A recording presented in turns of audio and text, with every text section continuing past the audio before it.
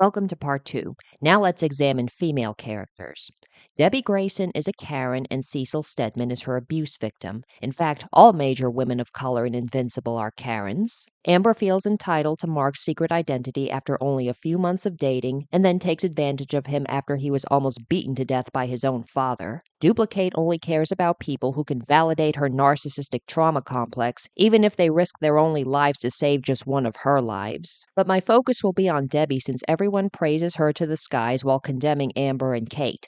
To be fair, I praised Debbie for a while too because she seems so strong and caring on the surface, and because the narrative gaslights you into believing Cecil is a lot worse than how he's actually written. Despite already doing an entire video on Debbie's Karenness, I need to expand on several points I previously made. Debbie's true colors are revealed, ironically, when her husband's true colors are revealed. She witnesses with her own eyes Dolan brutally slaughtering GDA agents and being very sadistic toward Donald. But when it seems like Donald took Nolan with him, she only cares that her psychopath husband is supposedly dead and calls Cecil a monster. Cecil bears the brunt of her wrath and blame, not Nolan. In fact, Debbie spends most of her time in the monitoring room either hitting Cecil, blaming and dehumanizing him for Nolan's actions, and when Nolan finally reveals his endgame and starts beating their son to a pulp, she demands that Cecil put a stop to it. And just look at the kick dog expression on this poor guy's face. It reminded me of BoJack Horseman when Beatrice told BoJack that he robbed her of her beauty, that he outright ruined her, and that he'd better grow up to be something great to make up for all the damage he's done. And little BoJack just quietly agrees with her and promises that he will. Now, obviously, Debbie and Cecil aren't a parent-child dynamic, and I'll give Debbie more leeway than Beatrice because the life of her son is literally at risk. But not much more leeway. In the end, Debbie demanding that Cecil put a stop to Mark and Nolan's fight is just as unreasonable as Beatrice expecting her 6-year-old son to validate all the trauma she's been through. It's her fault her body is ruined because she could have aborted BoJack and avoided the stress of an abusive, loveless marriage. Just like it's all Nolan's fault that the Guardians are dead and now Mark and countless innocents could die. But what's the number one tactic of an abuser? Constantly blaming their victim for things that aren't their fault.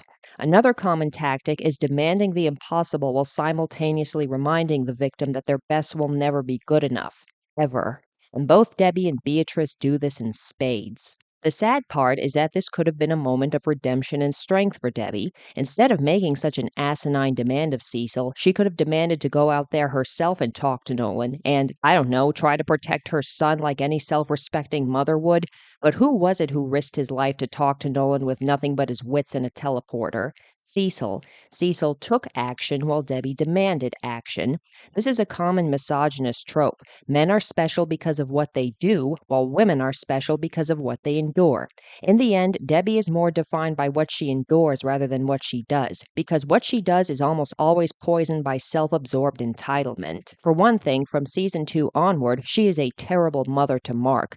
She complains about Cecil hiring amateur contractors to fix their house just because a kitchen cabinet door won't close, while Chicago survivors are sleeping in high school gyms. When Mark tries to look on the bright side by saying that at least Cecil fixed their house, Debbie only cares that these people shot it up, not caring at all that she literally saw them be brutally slaughtered and tortured by her husband. And of course, she doesn't tell Mark what Nolan did to the agents because in her mind, they're nothing but bullet holes and bloodstains in her upholstery. But remember, they weren't the first to damage the house.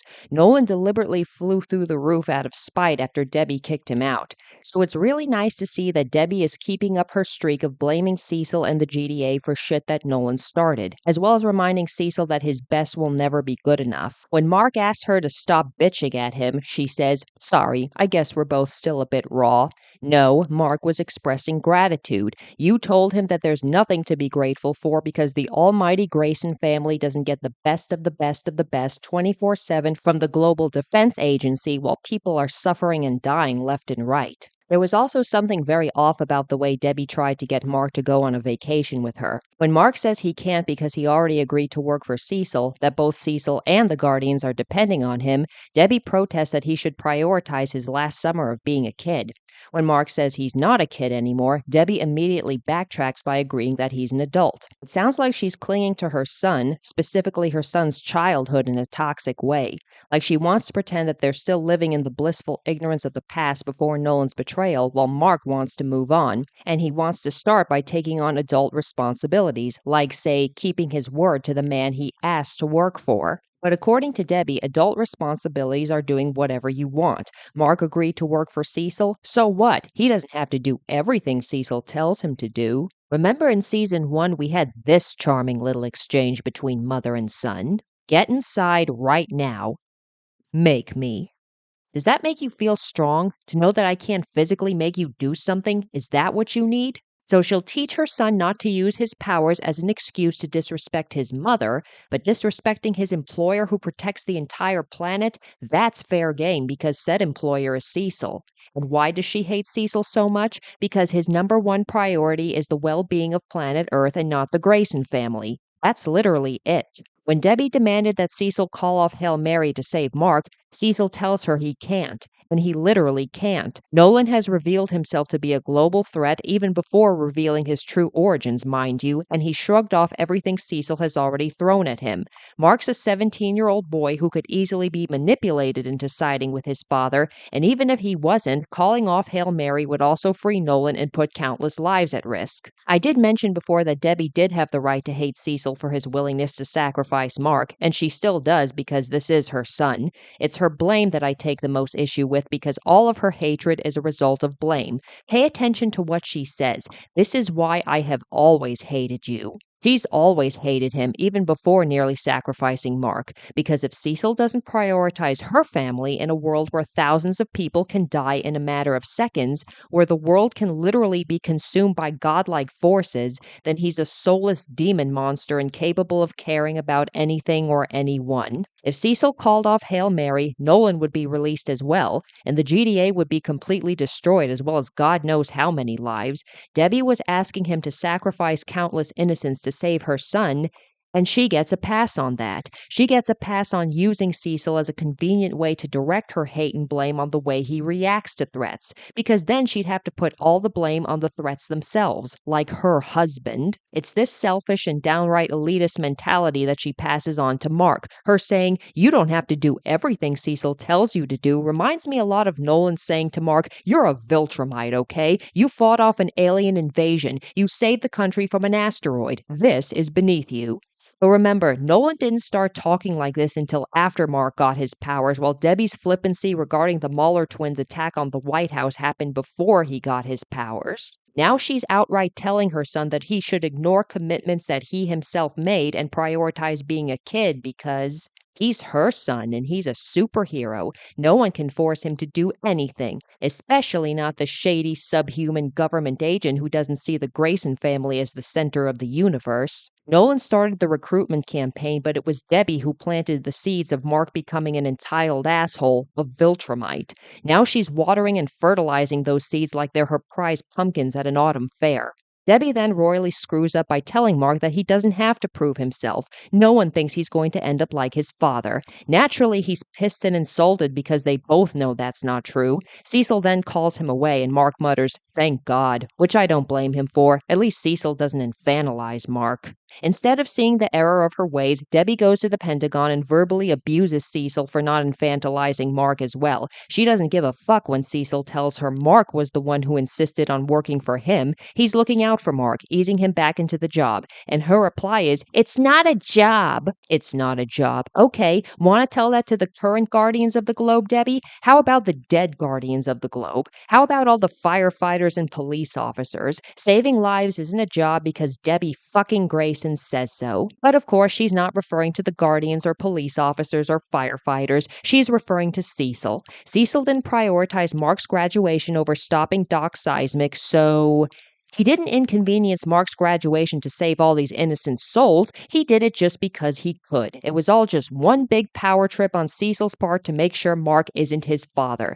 This woman's mentality is so self-absorbed and so fucked up that she literally cannot process Cecil saving lives or doing anything good, period, if he doesn't put her son's life and happiness first.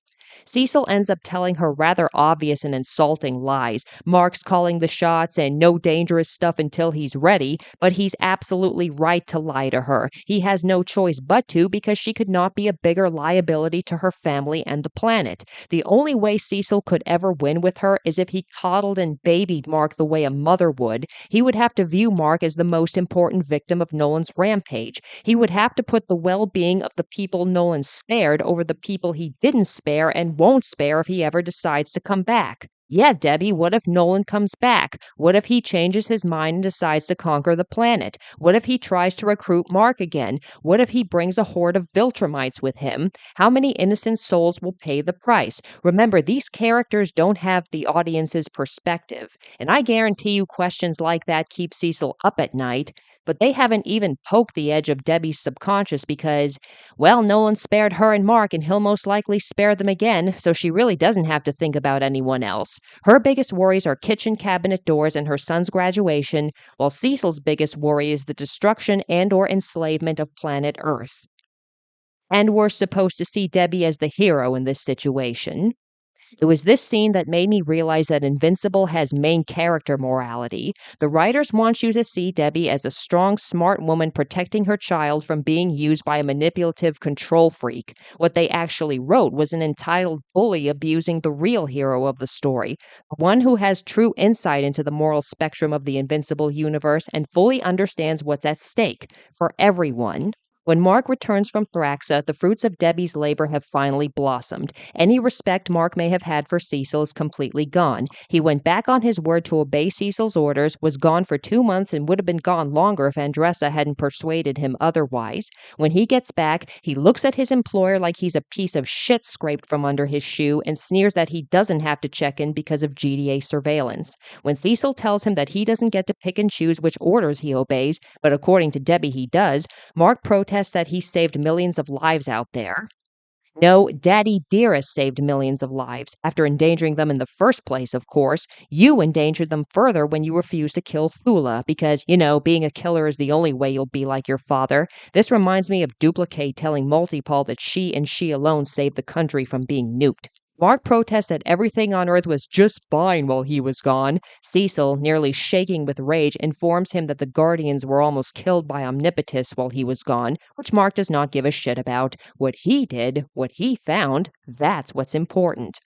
I've noticed this is a prominent Grayson family trait. They will flagellate themselves like priests doing a scourge when something isn't their fault. But when something is their fault, they'll act like fucking sociopaths. For example, Mark, Chicago was all my fault. All those people died because of me. I couldn't fight off my father, who's thousands of years older and dozens of times stronger than me. Wah, wah. Also, Mark, the Guardians were almost killed again. Why are you acting like that's important, Cecil? Everything here was just fine. What I did, what I found, that's important. Of course, I'm not going to tell you why that's important because all that matters is how it affects my family. Suck it, you subhuman government sack of shit. Debbie.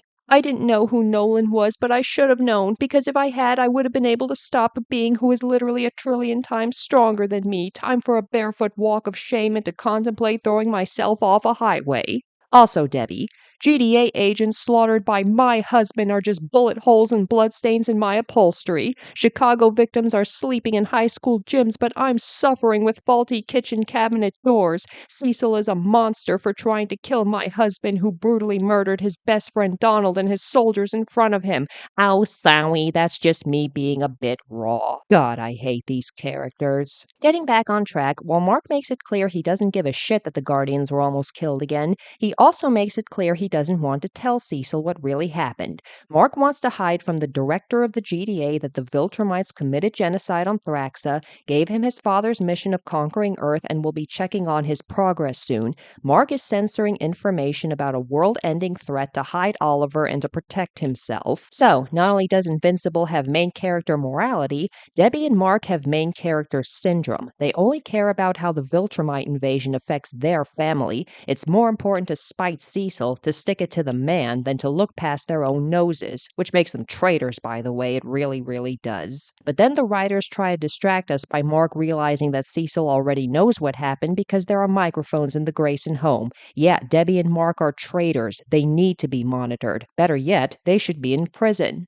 We're also supposed to be on Mark's side when Cecil tries to collect Oliver. He's Mark's brother, not a science experiment. Yeah, you know what he's also not, Mark? A vessel for you and your mom to dump your trauma and entitlement into. Raised by you, he'll become Omni-Man Jr., which he does, but the writers don't have the balls to double down on that as well. And guess what? A GDA nanny ends up raising him anyway. Invincible, you try so hard to pretend you're progressive, but your true target audience is the 18 to 35-year-old male demographic. The absent father, infantilizing mother, entrails-loving, anti-authority demographic. When Angstrom Levy terrorizes and tortures Debbie and Oliver, we're supposed to see how strong and brave Debbie is. She expertly deduces the real reason Angstrom is so angry, and when her arm is practically ripped off, she only cares about soothing the distressed Oliver. And then we see her in a GDA hospital.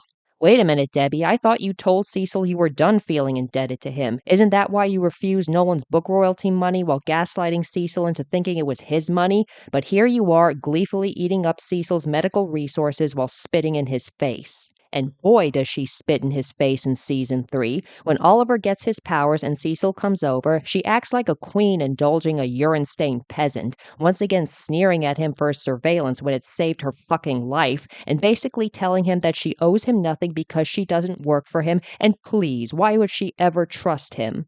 I mean, she just cries in his arms and lets his doctors have their way with her and her son, but why would she ever trust him? Cecil tries to get her to pull her head out of her ass by saying that the goddamn Viltrumites are coming and that she and her family are a part of this whether she likes it or not.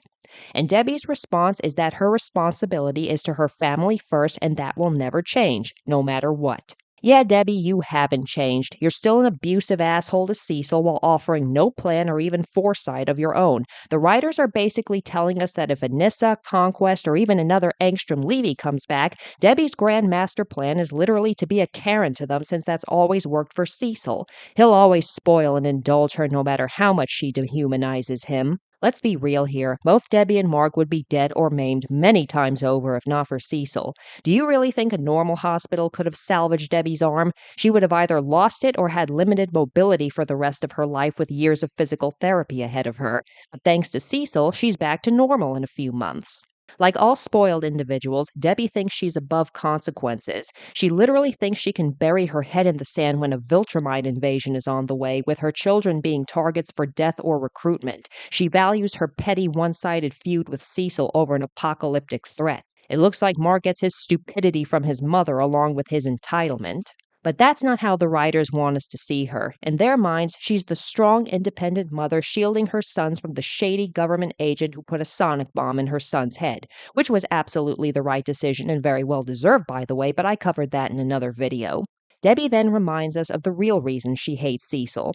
Even though she understands he has a job to do, she knows that everything is secondary to that job. Yeah, all these plebes that Cecil wants to protect are so secondary to the almighty Grayson family. This woman is so stupid and self-absorbed that she can't see how much of a goddamn sociopath her hatred of Cecil has made her. In season 2, Debbie told Mark he could blow off Cecil whenever he wanted. But it wasn't just Cecil depending on him. The Guardians were depending on him too. Mark said so himself. But one thing the show has been very consistent about is that when Debbie hates Cecil, everything else becomes white noise in the background.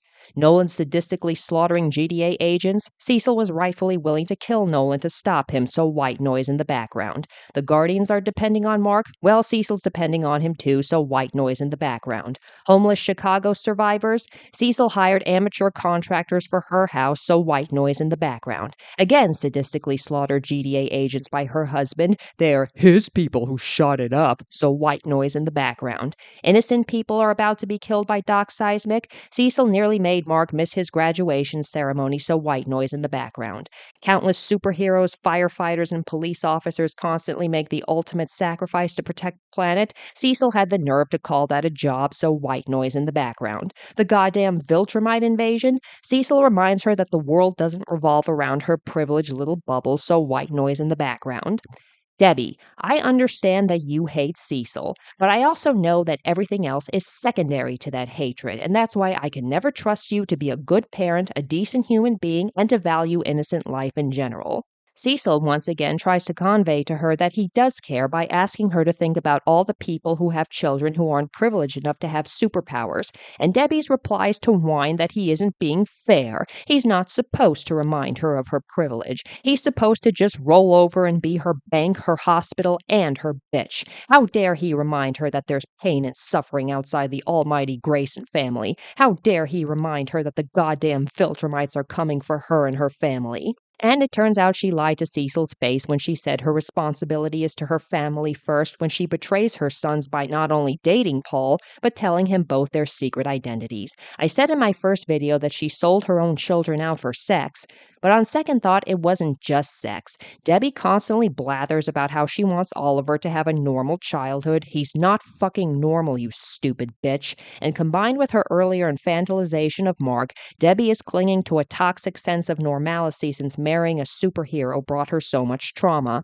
And I think that's the real reason why she adopted Oliver. She couldn't fully infantilize Mark, but now she has an actual infant, another son of Nolan, that she could dump her toxic coping methods into. Damn, this woman is a lot sicker than I originally gave her credit for. It's finally official that Debbie has taken Amber Bennett's place as Invincible's worst Mary Sue.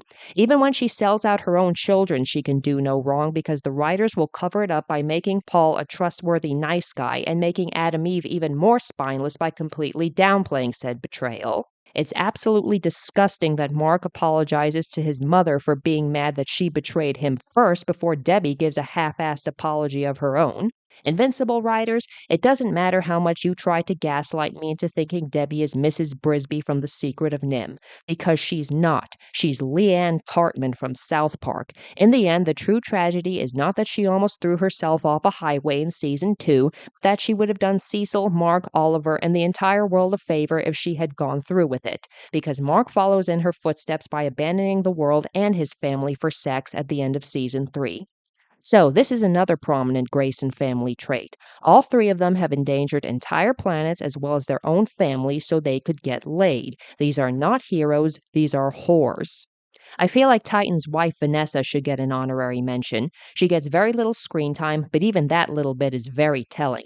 When Titan comes home after being informed that he's going to be Machine Head's slave for the rest of his life, Vanessa immediately guesses that they're not out before Titan can even say anything. Titan tells her it's not that simple. She gives an exasperated sigh, says, "Don't," and walks away. Now, it's not difficult to decipher just from looking at her that Vanessa's been through the poverty ringer just like Titan. When Fiona excitedly tells her that her father got her text, Vanessa comments sardonically that at least they still have service. She's been through it, she's seen it, so she of all people should understand that leaving Machine Head is most definitely not that simple. But she gives Titan no support, no comfort, no reassurance, and she sure as shit doesn't offer alternatives. She just condemns her husband and walks away. But when he becomes the head honcho, the biggest criminal in the entire city, does she protest? Does she mention now they're going to be bigger targets than ever? I mean, I thought she wanted out. Does she express concern for her young daughter's safety? Fuck no. Why should she do that? She's Queen Sugar Daddy of Chicago. The next time we see Vanessa in season 3, she's decked out in designer clothes and jewelry while counting cash, which makes her look like a fucking pig, by the way. When Titan rushes in frantically asking where Fiona is after Mr. Liu threatened her, Vanessa is completely oblivious to his obvious panic and replies that some dude named Rodrigo drove her back an hour ago. Then she smiles and says, "What did I tell you? The expansion on the east side was the right move." So, in a word, Vanessa is a two-dimensional Debbie Grayson. Her condemnation of Titan for being forced to work for Machine Head kind of reminded me of Debbie telling Cecil to pull a miracle out of his ass while Nolan and Mark were fighting to the death. Her focus on money and renovations while Titan was frantically asking where their daughter is also reminded me of Debbie betraying Mark and Oliver's identity to Paul. So, Invincible writers, women of color are stupid, self-absorbed, and sell their children out for money and sex. Aren't you progressive? One more honorary mention is the nameless female soldier Cecil sent to the Grayson house to shoot Nolan up in season 1. All the men stay to get killed, but it's the lone female soldier, the lone woman of color, who breaks and runs away in terror, even giving away the the location of the safe house in a last-ditch effort to save her own skin. So, are the white female characters treated any better by the writers? Well, yes and no. Monster Girl and Shrinking Ray are fairly consistent, except, of course, Monster Girl taking her condition seriously in season 1 and then treating it like it's an afterthought in season 2. Who gets the worst treatment? The beautiful redhead, Adam Eve. Because she's a beautiful redhead. While Eve starts off strong in seasons 1 and 2, even getting her own origin episode, by season 3 she's just been reduced to the therapy girlfriend. Her main purpose is to validate all of Mark's emotions and decisions. It should be noted that Eve expressed some suspicion of Mark's version of events after the Mark-Cecil conflict by saying Cecil's behavior doesn't make sense. She's known him since she was 14. He was the only GTA guy she'd met who wasn't a total dick. But if Eve really knew what happened, that would jeopardize her role of taking Cecil's place as the Grayson family bitch. That's why she never finds out Rex Splode might have lived if Mark hadn't abandoned everyone to stay with her. If she did find out, the writers would have to openly admit her main purpose is to enable Mark. Not that that isn't consistent with her character. Let's face it, Adam Eve has no backbone at all. In season 3, she compromises with her parents by telling them that she won't use her powers in the house and they won't make her feel bad for being who she is. Meanwhile, 5 seconds ago, she told them that they need to accept her powers if they're going to have a relationship. Now she's telling them just not to make her feel bad. So it's the responsibility of the abused child to compromise their authenticity in order to have a relationship with abusive parents. What a great message to send to your audience, Invincible writers, especially your LGBTQ audience.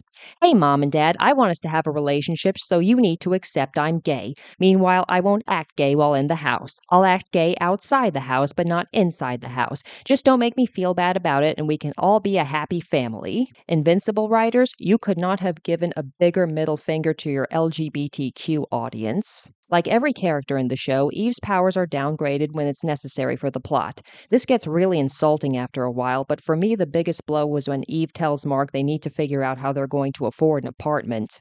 You can make golden apples and tree houses, and you're asking how you're going to afford an apartment?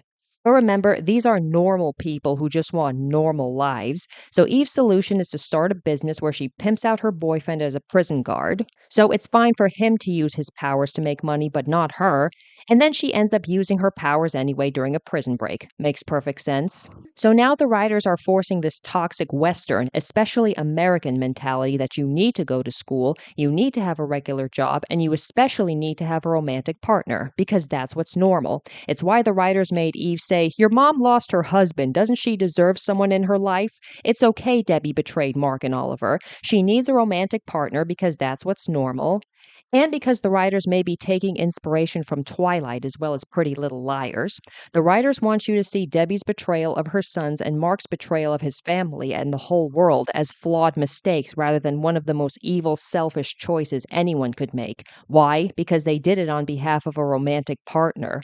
The romantic relationship is the most important relationship you will ever have, and everything else, honor, duty, family, integrity, is secondary. That is the message the writers are sending through Mark and Debbie. Stephanie Meyer did the same thing through Bella Swan. Bella is incredibly abusive and dismissive to anyone who isn't a Cullen, but the depth of her evil comes to fruition in New Moon. A few months after Edward breaks up with her, she invites her quote-unquote friend, Jessica, to a movie and spots what she thinks is the group of men who tried to gang rape her in Twilight. She runs toward them, hoping to provoke them and trigger a hallucination of Edward, or to get him to come running and save her. This puts the fear of God in Jessica, and though they weren't the same men from Twilight, Bella was more than happy to risk both her and Jessica's lives. Afterward, Bella is very annoyed by Jessica's anger, thinking she should just get over it. Like the selfish sociopath she is, she immediately forgets Jessica when she gets home. The worst part, Stephanie Meyer wants you to side with Bella. Just like the Invincible writers want you to immediately forgive Debbie and Mark and see them as just flawed human beings. It's here that I wistfully remember Beauty and the Beast, because the whole point of Belle's character arc was that she didn't want the toxic normalcy that society was forcing on her. She didn't want to marry an abusive dick just because he's the hottest guy in town. She wanted adventure in the great wide somewhere. What the hell happened to that? During the battle with Conquest, Eve fights him in ingenious ways, even if she explains her attacks like an anime protagonist. When she almost dies, she unleashes her full potential and ends up naked. Wait, she unleashed her full potential in her origin episode, so why wasn't she naked then? Oh, right, she was 12 then. She's 20 now and a beautiful white redhead, so naturally she gets a highly convenient nude scene. The writers then do a coup de grace on Eve in season 4 when she mysteriously loses her powers. Now, I thought she was losing her powers because she unleashed her full potential one too many times, which would be an excellent way of solving the Eve is insanely overpowered problem that many fans have pointed out. But no, the reason her powers are malfunctioning is because she's pregnant. Yeah, because pregnancy is shameful. It's humiliating. It's a weakness. It makes women impotent, powerless, less than themselves. I'll give the writers 2 points for handling Eve's weight gain and abortion perfectly. Unfortunately, that doesn't erase the fact that her character now completely revolves around Mark, even sacrificing her emotional needs to constantly tend to his. Her role is still therapy girlfriend, and she's playing it perfectly. So, 2 points, Invincible writers. Still, you are not progressive. Thanks for watching, and stay tuned for part 3 where I discuss the portrayal of gay people in Invincible.